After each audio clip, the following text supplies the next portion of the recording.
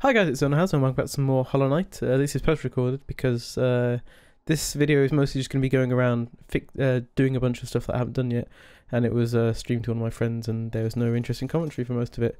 So there we are. I just deposited a bunch of money into the bank because that is important for a thing which will happen right at the end of this video. And I can't remember what's next really, so I've edited this a while ago, so I'm going to be going through it being surprised. There's a small area in Fog Canyon which I had missed before, which has something in it. Let's find out what it is. It's a Hallownest Seal. Okay, well there we are. There's a nice little bit to add onto the map. Cool, and just, yeah, exploring this area of Fog Canyon a bit more, because I found it so late in the game. I missed a lot of the stuff inside of it, because I was just like running straight to the teacher's archives as soon as I managed to get into that area for the first time. And yeah, those things blow up when you stand on them, so gotta be a bit more careful with those. God, these things are so annoying to get past half the time. What? Yeah, just walk into it. Perfect. And we're back again. Power of editing. You hear my shade down there. This isn't attack anymore. Just kind of chills out, waiting for me to come back.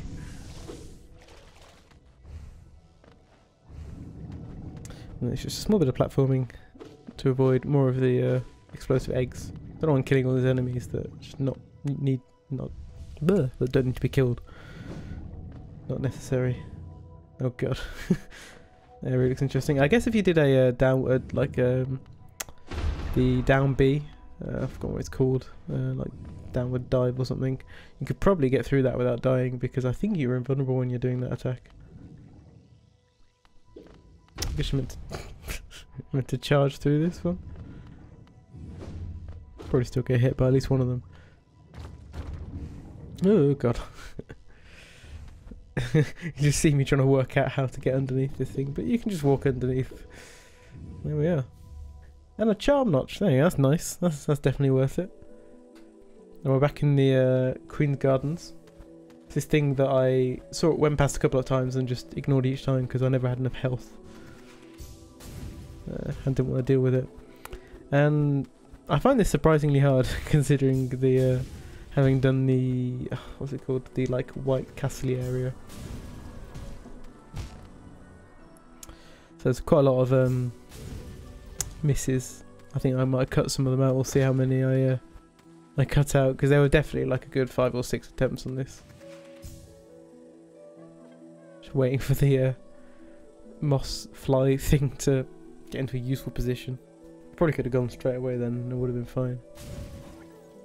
Yeah, so I definitely cut a lot of this out because it took me quite a few times to make it up there without dying. You can tell by the amount of soul I have missing at the end of that section. So now we're down in the Deep Nest. As you can see over there, there's a grub that I haven't gotten yet. So yeah, part of this was also going around and finding the rest of the grubs that I hadn't already got. So it's just heading through here. We are on the search for a grub, and because of the Hollow Knight wiki, I happen to know something else that exists in this area, which is oh god, lovely, good press of B there. Now we're aiming also to get the pale ore. We're missing, I think we need 2 more in order to get the final nail upgrade, and we can get one of them through here. And there's our grub friend, and there's the secret into the rest of this area.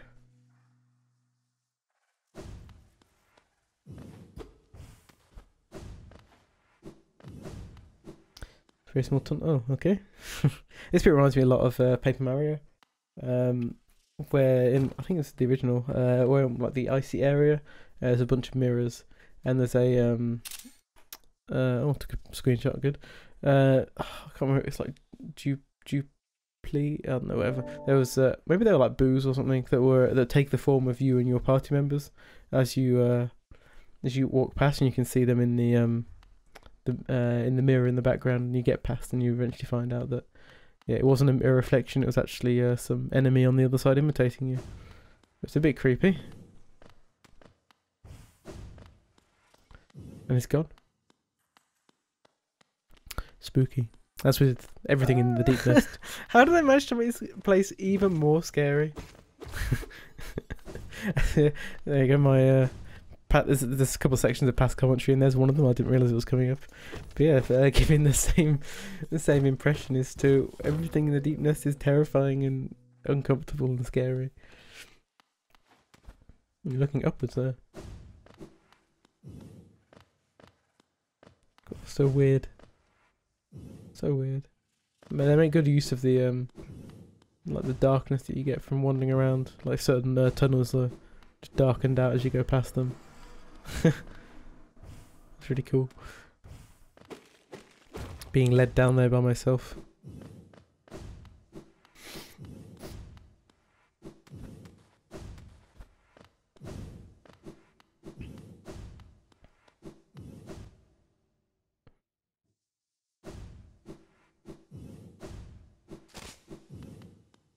And it gets even more terrifying with spooky things coming down as I walk past, stop me from going backwards. And then this. Jesus Christ. Oh, this is terrifying. Nosk is what it is, apparently.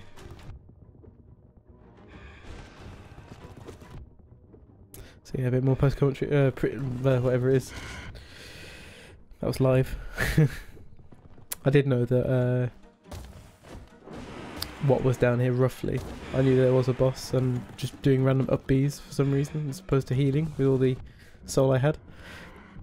Yeah, I can't say I performed particularly well in dealing with this boss. It's a bit embarrassing to watch. This is during the phase where I was particularly bad at the game. Well, I guess that happened quite a few times due to this is recorded quite a long time after I recorded the original series now because I'm still catching up on editing. It's quite a lot of editing to do when you record like 40 odd hours of gameplay, and due to having like big breaks of between like 1 week to a month between each recording session, I never got that good at the game, or as good as I would, because yeah, I just had missing gaps between playing, so that yeah, my skill level never really gained. Every time I'd start a new session I'd have to like relearn a bunch of stuff and get good again. But as you can see, this fight isn't going particularly well.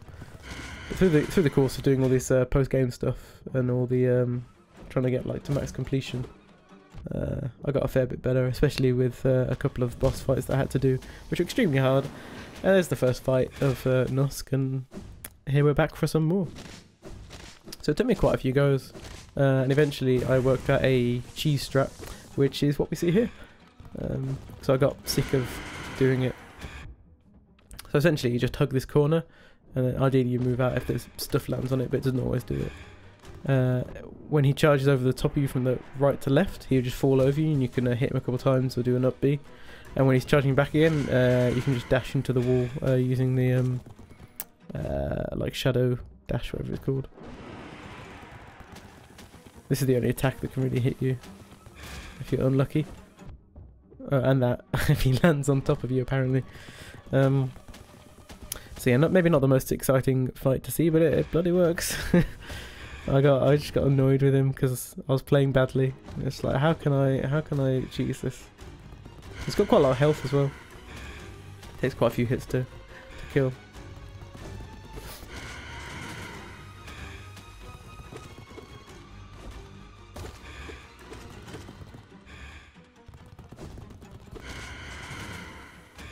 In the background you can see a bunch of the things he's already captured. Other vessels like me. In the background, some of those bugs that drill in the Deep Nest. You can see right in the background, like above where I am, is another one.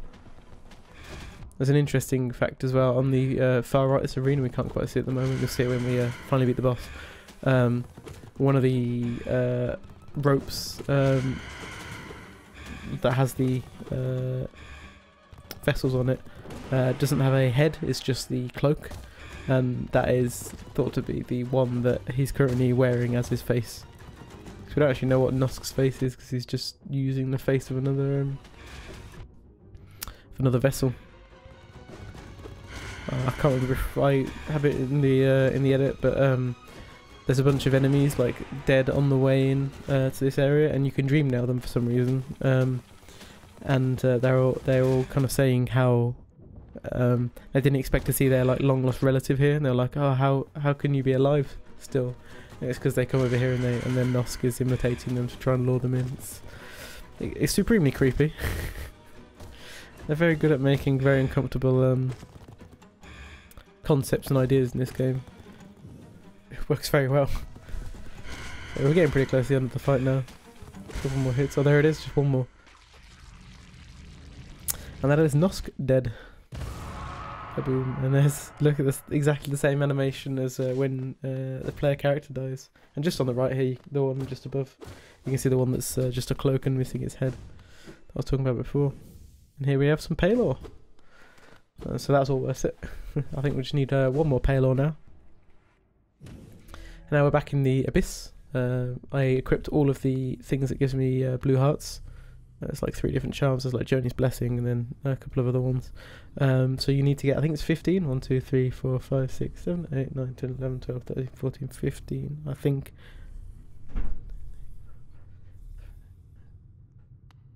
Yes, 15. I had to count it twice. Once you get have 15 blue hearts and you stand there, then you get let into this area, which is some more platforming hell.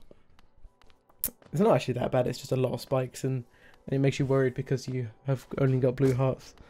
But yeah, it's not actually that difficult in the end, especially if you've already done the thing, the White Castle area that I forget the name of.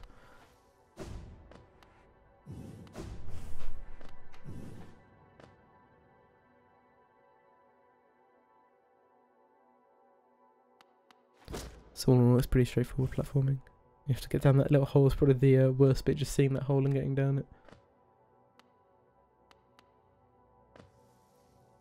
I try and fake you out in a couple of areas. Like that one on the left. There probably is something over there. Not sure what it is though. No, it's probably just a some money or something, like a seal. What do we get? We get the Lifeblood Core. And we get teleported out. Behind the door, never to come back again. I don't remember what the Lifeblood Core does, we'll find out. Oh, okay, so it's the same as the one to the left of it, which I've currently got. Which just means you get a couple of blue hearts whenever you rest. Here's a grub in the just above this area, in the resting grounds. And there's one other thing, I was missing a simple key, which I need to unlock one of the doors in the City of Tears, whatever it's called. And yeah, you can just walk inside of this this creature for some reason. I don't know how you're meant to find that. Yeah, most people just assume you can't walk into it, it'll be bad. Yeah, so that gets used up here to open the Pleasure Gardens? Pleasure House or something? I can't remember what it's called.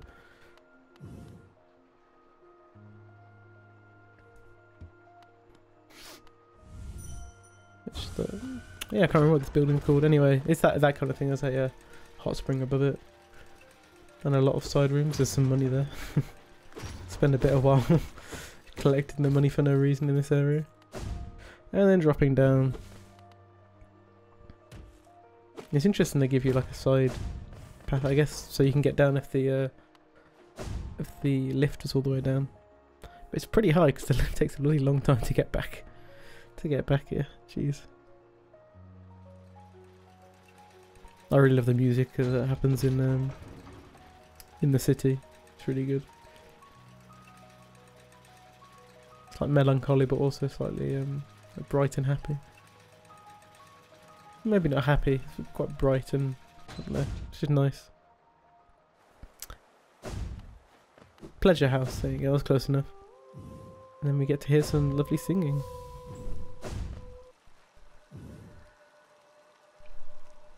Marissa.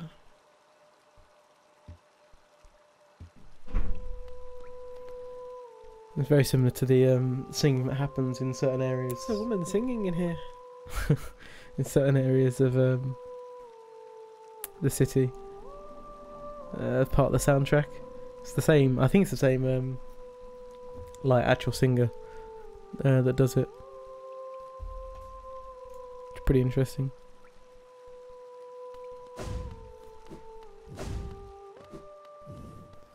That's nice. It doesn't seem to really do anything, but it's a nice little thing to sit there. And here's another hot spring. There's not many of these in the game. Maybe like 4 or something. That's where we are, just at the top of the city. And then this leads into the drop shaft that leads down into the city. Brief cut there. Okay, so now we're in the in Crystal Peak. There's a grub just down, but yeah, turns out that's a place you can go into and not just like a pit. Which is always surprising. And here is an evil one. I don't think I ever comment on it, but if you dream now, the grubs, they always say home when they're in their pots. But those fake ones, if you dream now them, they say like other stuff. I can't remember what it is. It might be like kill or something. I can't remember.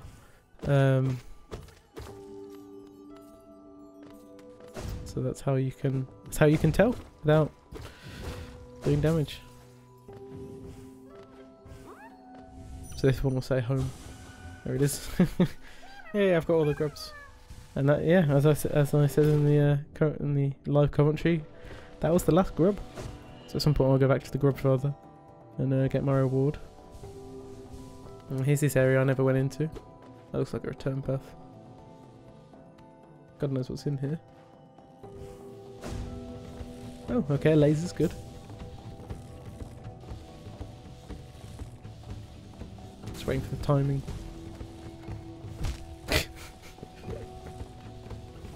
Yes. To be fair, those did look a bit like the breakable ones that you can just like slash, or you just stand on them and they break.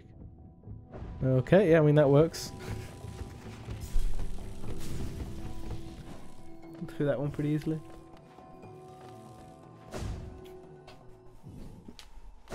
Yes, I remember. Yeah, deep focus, which is similar to quick focus, but like the opposite. So you take long to focus focus your soul, but then you get more healing out of it. And then over to the grubs. So we get our last rewards from the grub father for having all the grubs here.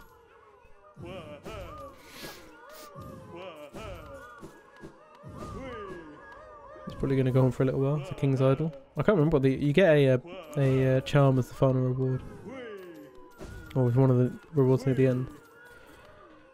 But I can't remember if there's anything more than that.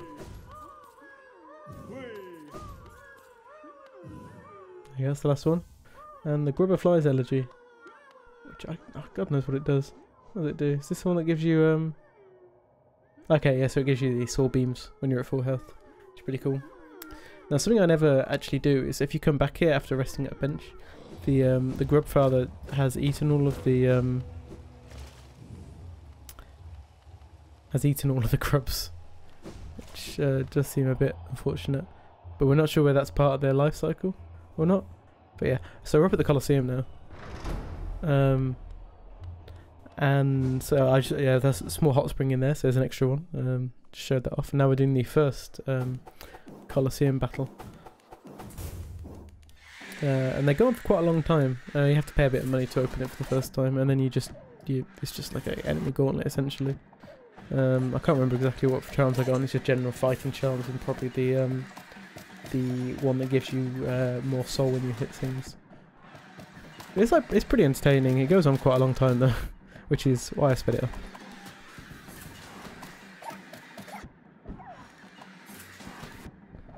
You get to see a bunch of enemies you don't like that seem to be exclusive to this area as well, so that's pretty interesting. So you have to do all of these for the journal completion.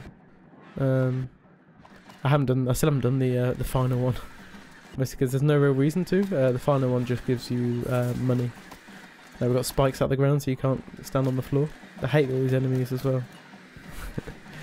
They just throw evil enemies at you for some of these sections. These guys are pretty easy, as long as you don't like stand on top of them when they're throwing their spitting axe thing. But it's pretty interesting how they like keep you on the move with your platforming because they keep making new platforms appear. Okay, that thing just ran to its death, and that one. a bunch of flies, and then the big fly woman lady. Okay, interesting. It's dead. And but that's not the end. That was only one of the mini phases. It does seem to be pogoing is a particularly good tactic for this one. I'll just use your up B on him. There you go. Yeah, especially these enemies, they're not very good against up Bs. Okay, probably didn't need to use both there. Or waste that B. Yeah, this one is mean, keeping you locked in so you can't jump on them. It's alright if you've got like the long nail or the mark of pride, because you can just hit them before they land on you. And these enemies' corpses explode. You gotta be careful about that.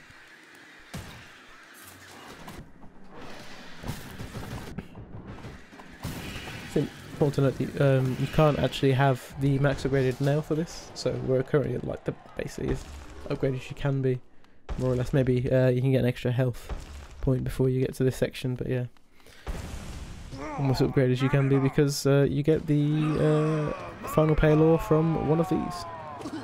So we finally get to fight Zote. I don't think I really showed it off, but he was down in a cage below the Colosseum, just trapped in there. And then yeah, he's the final fight for this one. Stop hitting him to see what his attacks actually do. So yeah, he doesn't do any damage. And there you go, man. Pretty easy fight because Zote is completely useless. And then we get a bunch of money. So yeah, you get all your money back from doing one of these, and then more on top of it. It's a quick pause. I was doing something at the time. I should have edited this out, but I forgot to, so there we go, and I've already done the commentary, so now it's just in there forever. And we get the charm notch. I think that may be the second to last charm notch. Go on, scurry away, lest I humiliate you further. So now we're just unlocking the second one, so 450 Geo to unlock the second one. I didn't realise it gets your head on, like a carving of your head on top of it when you beat it. It's pretty interesting. So now the Trial of the Conqueror. It locks off the area for bench and stuff. And you have to go in. So again, I've sped it up because it takes a long time. Keep pressing B by accident. Some more unique enemies. Those ones look really weird. They're like super short, tiny legs. Get some platforms, and we get a bunch of these things, which are I quite like their enemy design. Just like upgraded versions of the normal flyers, but like red and more armoured. It's pretty interesting. And again, we've got the classic pogo strat against flying enemies. Works pretty well as long as you can get on top of them. Half these enemies, those awful bugs that like shoot the sniper ones. I hate it. Why do they give me the hardest enemy to fight?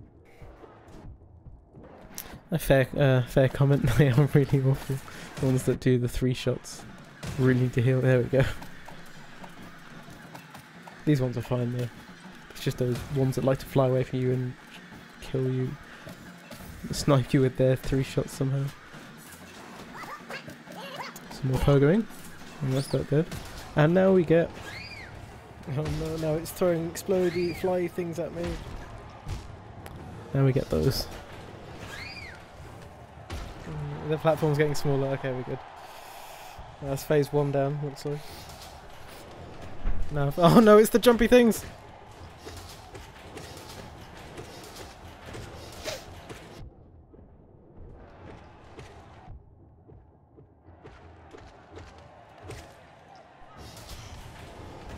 Oh, the big one! Oh, that's actually a pretty good tactic for fighting them, actually. Wasn't bad. There we go. Then we get shoved in this tiny area with one of them. I die pretty quickly, just from up Bs, more or less. And we get a fake grub. If we had to know it would be fakes, we'd already unlocked all the other grubs. I think there's like 60 grubs total. Yeah, and we got all of them. Back onto those enemies that like the bat things that fly down and explode on you. It's actually better to jump in the spikes than get hit by one of them, because the spikes do 1 damage and they do 2 if you get hit by their explosion. I do like how it changes the environment with these barriers, so it's pretty cool. And the amount of work that goes into the animations for the enemies spawning is pretty interesting. These little cages appear. And they make a little platform so you can spawn on when you die in this section. I like it. Just immediately goes away. And then more spikes and more of these enemies. So all just jump on the spikes. That works too. And even more enemies. Stop following the spikes, you idiot. Very annoying though. So many of them, it's hard to stand on them.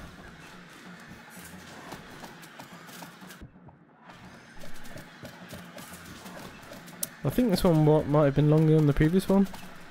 But it certainly feels quite short.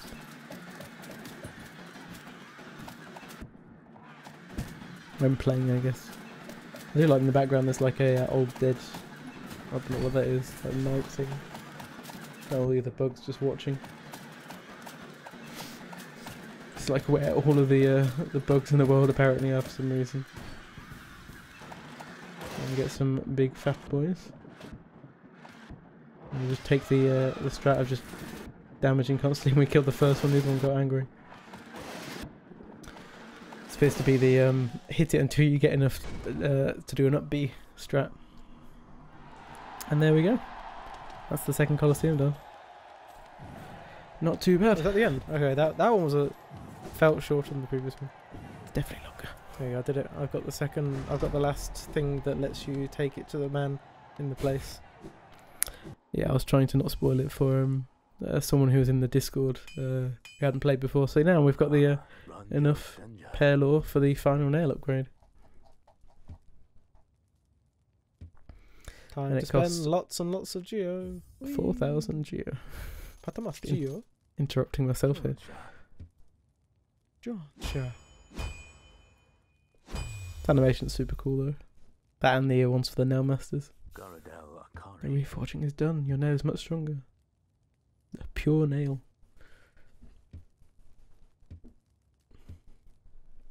And he steps outside. Oh no, he stepped outside.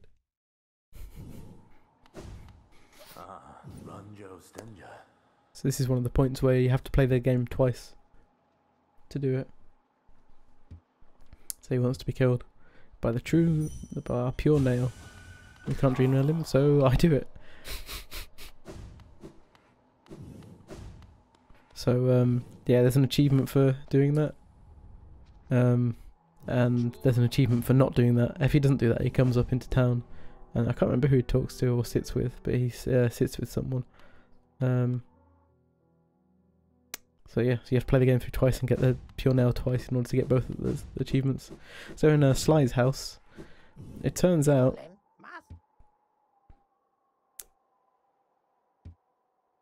that he's the great nail sage. It's a guy.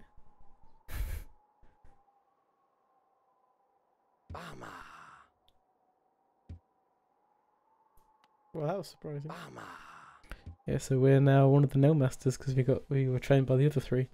If you dream nail him while he's like asleep when you first find him, he's like dreaming about his 3 brothers, the other 3 nail sages. It's pretty cool though. I didn't expect it in the slightest. And now we've defeated Zote. He's claimed Bretta off us. So she's now infatuated with Zote instead of Bretta. And Zote's happy because he's got someone to talk at the entire day. So there you are. Poor Bretta. Unfortunately, when you dream nail, like in this area, you only ever get the Zote.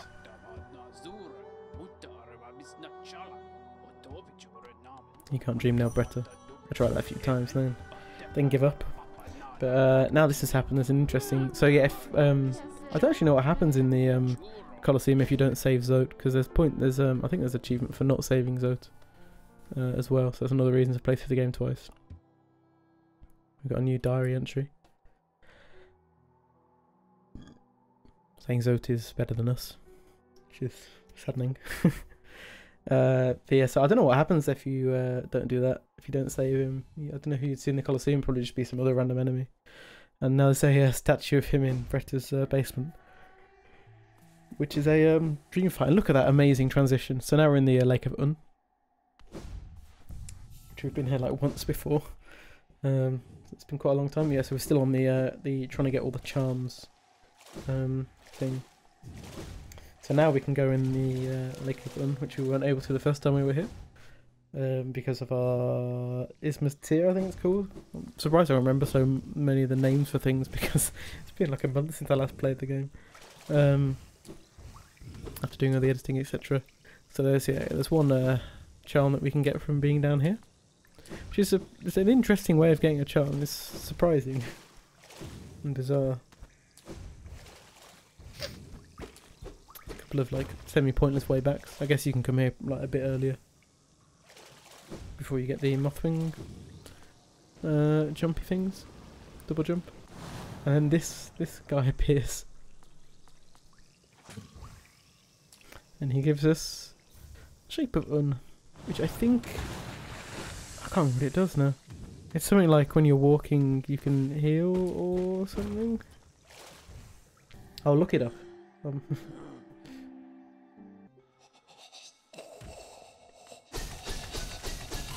So now we're on to a troublesome section. So for the last mask fragment in the game, you have to do a kind of side quest thing, which starts off in this area in the resting grounds, and it's very awkward. I'll explain it more in a second when we get through it. So, okay, Shape of Un. When focusing soul, the bearer will take on a new shape and can freely move to avoid enemies. Yeah, so when you're focusing soul, you can move around a tiny little bit, but it's really not very much at all. So the reason I've put on all of these different charms to what I normally wear is because from this lady in here that we're about to talk to, we get a flower.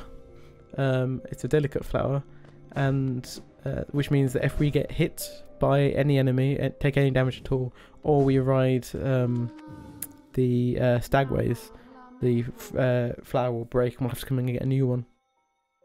I'm not going to try and read any of this out because she says weird things.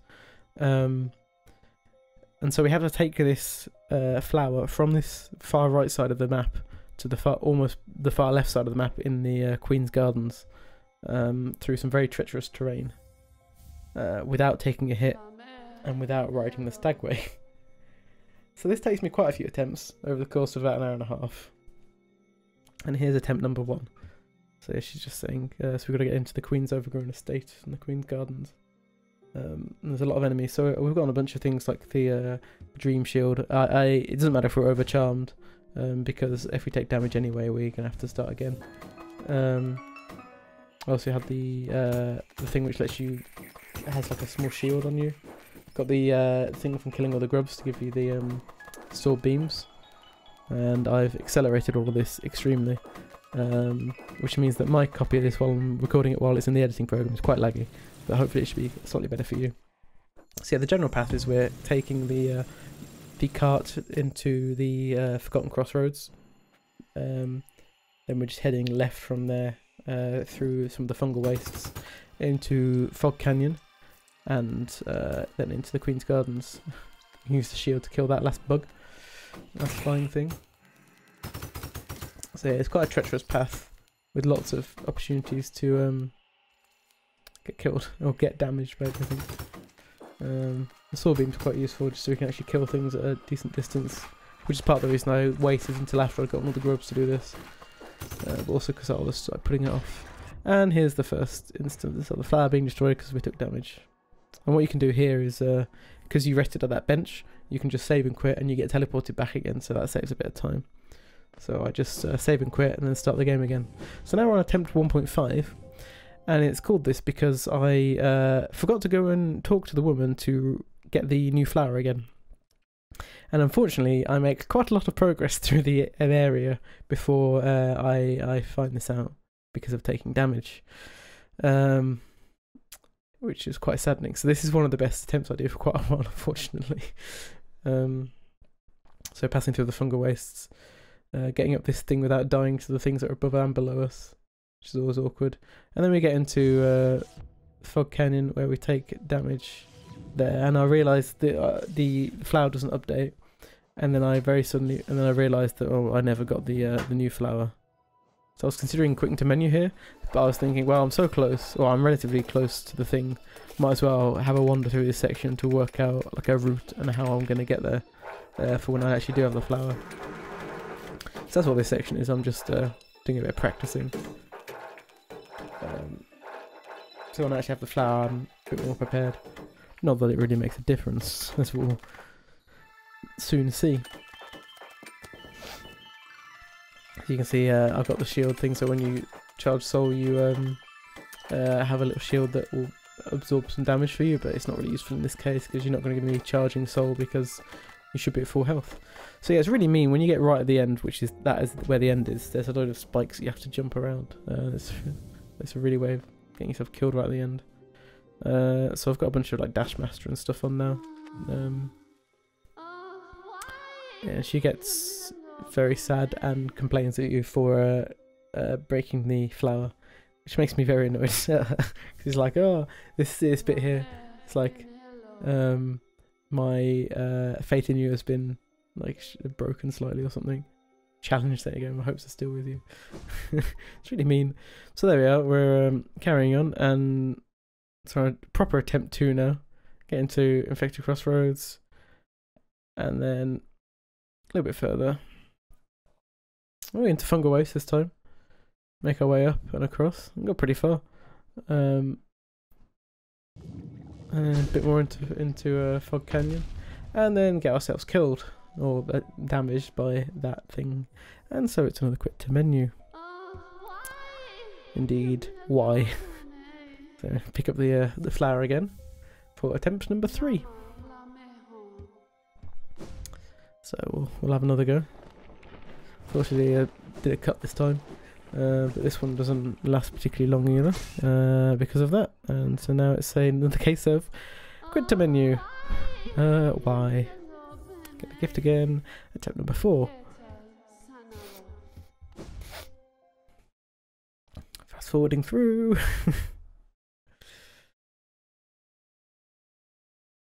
It's just so far to go every single time. I'm not even getting like, at least I'm like most of the time I'm dying relatively before like the halfway point, it feels.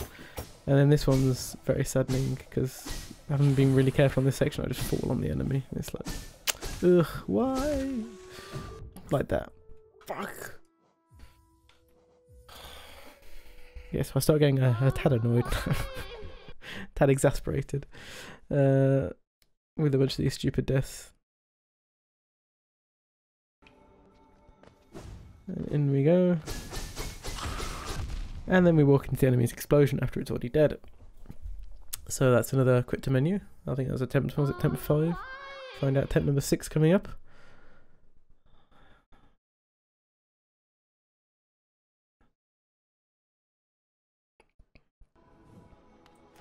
We're back in this area again.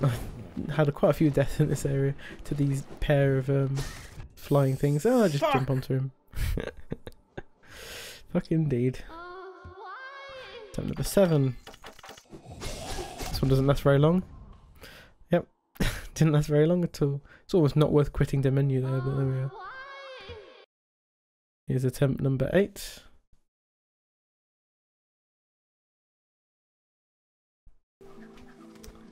Going well so far. Until I get hit by that. Fuck me.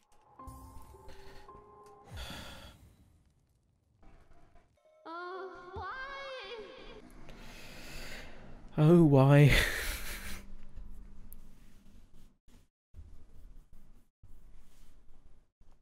Going well. Pretty far along. Going to Queen's Gardens and this final area. Can we make it? No, we're going to jump in the spike. About 2 jumps away from the end.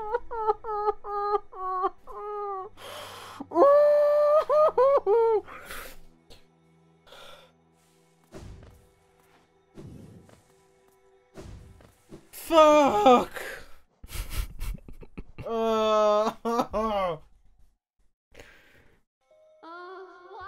It is quite amusing to listen to this back. And so, trying to get through again. We get back to this section. A couple of little jumps to make. And we finally make it through. Dan, you know that fragile flower thing? I've just been doing that for the past like hour and a half. I've finally done it. I got into the last room and just died. On the last jump, I was so sad. So there we are. And now what we have to do is save and quit again to get back to the grey lady to tell her that we finally did it and to get our reward. Looks like she's got like a massive moustache is all I can see. Grey Mourner, sorry, not Grey Lady. And she's gone. It's interesting the floor does like a breaking kind of effect. And there's the final mask fragment. So we go up to whatever our new total is. 9, I think. Okay, so we're back to the bank now. As we did at the beginning of the episode. And Bank Lady has gone. So I could have just deposited the money and then rested and come back immediately and she would have been gone. And it looks like her bank was just a front. The sign falls off as well. So she has gone to the place we unlocked a bit earlier, which is the pleasure house. So we're back here again. To go and give her a stern talking to, quite frankly.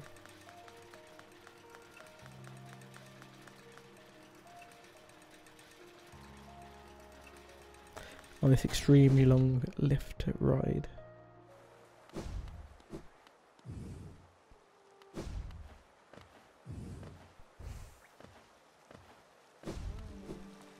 And there she is. And now we're going to spend an overly long time hitting her to get the money back out of her.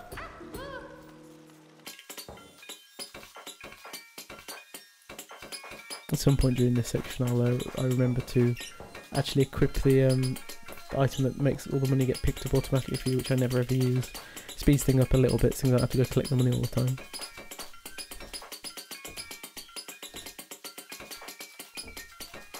And then finally she stops dropping money. Good.